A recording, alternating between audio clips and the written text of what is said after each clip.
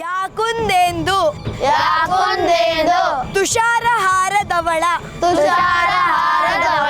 ಏಯ್ ನಿಲ್ಲಿಸ್ರ ಏಯ್ ಚಾಚ ಕೈ ಚಾಚ. ಇಷ್ಟು ದಿನ ತೊದಲ್ತಾ ಇದ್ದವನು ಶ್ಲೋಕ ಹೇಳು ಅಂದರೆ ಬ್ಯಾಕುಂದೆಂದು ಅಂತ ಇದ್ದವನು ಈಗ ಇಷ್ಟು ಚೆನ್ನಾಗಿ ಶ್ಲೋಕ ಹೇಳ್ತಾ ಇದೆಯಲ್ಲ, ಯಾರೋ ಹೇಳ್ಕೊಟ್ಟಿದ್ದು ನಿನಗೆ? ನಾನೇ.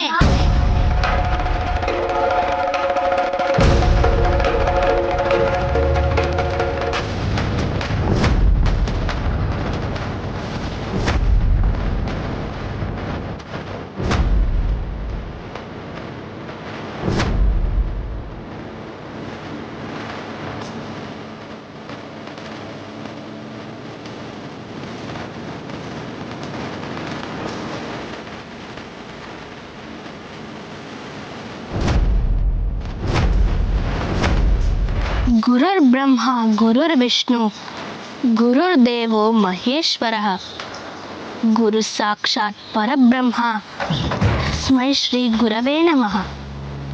ಈ ಶ್ಲೋಕದರ್ಥ ನಿಮಗೆ ಗೊತ್ತಾ ಗುರುಗಳೇ? ಗುರು ಬಗ್ಗೆ ಇರೋ ಶ್ಲೋಕಕ್ಕೆ ಗುರುನೇ ಅರ್ಥ ಕೇಳ್ತೀಯಾ? ಅರ್ಥನೇ ಗೊತ್ತಿಲ್ಲದೆ ಗುರು ಆಗ್ಬಿಟ್ನೇನೋ ನಾನು, ಮುಟ್ಟಾಳ. ಅರ್ಥ ಗೊತ್ತಿದ್ರೆ ಸಾಲದು ಗುರುಗಳೇ, ಅರ್ಥ ಅನುಭವ ಆಗಬೇಕು, ಅನುಭವ ಆಚರಣೆ ಆಗಬೇಕು, ಆಚರಣೆ ಸುಧಾರಣೆ ಆಗಬೇಕು. ಆಗಲೇ ಈ ಶ್ಲೋಕಕ್ಕೂ ನಿಮಗೂ ಬೆಲೆ ಬರೋದು.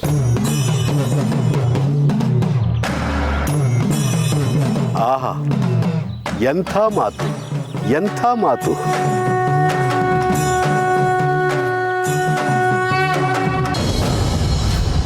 ಇಷ್ಟು ಚಿಕ್ಕ ವಯಸ್ಸಿಗೆ ಎಂತಹ ಪಾಂಡಿತ್ಯ! ಅರಿಯಬೇಕು, ಅರಿಯದ್ದನ್ನು ಅರಿತವರಿಂದ ಕಲಿಯಬೇಕು.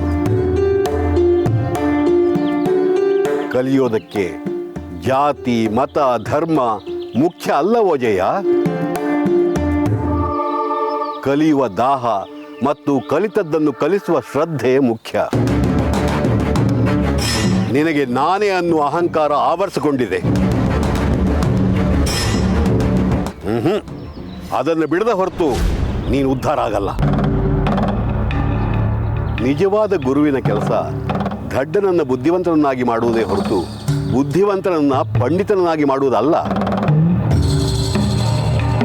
ಗುರುಕುಲ ಮಕ್ಕಳಿಗೆ ಶಿಕ್ಷಣ ಕೊಡುವ ದೇವಾಲಯ ಆಗಬೇಕೇ ಹೊರತು ಶಿಕ್ಷೆ ಕೊಡುವ ಸೆರೆಮನೆ ಆಗಬಾರ್ದು.